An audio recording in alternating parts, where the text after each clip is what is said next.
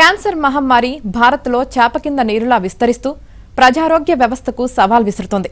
ప్రపంచ ఆరోగ్య సంస్థకు చెందిన క్యాన్సర్ పరిశోధనా విభాగం గ్లోబోకాన్ తాజా నివేదిక ప్రకారం దాదాపు ప్రతి 10 మంది భారతీయుల్లో ఒకరు 75 ఏళ్ల వయసుకు చేరకముందే క్యాన్సర్ బారిన పడుతున్నారు.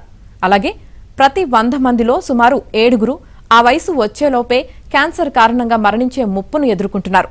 ప్రపంచ ఆరోగ్య సంస్థ global status report on cancer 2026 ప్రకారం 2024లో భారత్లో 16 లక్షల కొత్త క్యాన్సర్ కేసులు నమోదవగా దాదాపు 9 లక్షల మరణాలు సంభవించాయి.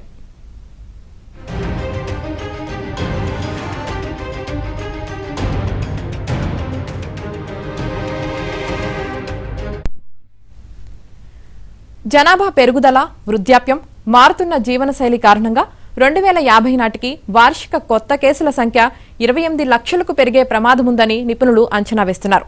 ప్రపంచవ్యాప్తంగా నమోదవుతున్న క్యాన్సర్ కేసుల్లో సగానికి పైగా భారత్, చైనాలోనే ఉంటున్నాయి. దీంతో ఈ మహమ్మారికి ఆసియా కేంద్ర బిందువుగా మారింది. పటిష్టమైన నివారణ, ముందస్తు గుర్తింపు చర్యలు చేపట్టకపోతే రాబోయే దశాబ్దాల్లో ఈ ప్రాంతంలో మరిన్ని క్యాన్సర్ కేసులు పెరుగుతాయని నిపుణులు హెచ్చరిస్తున్నారు.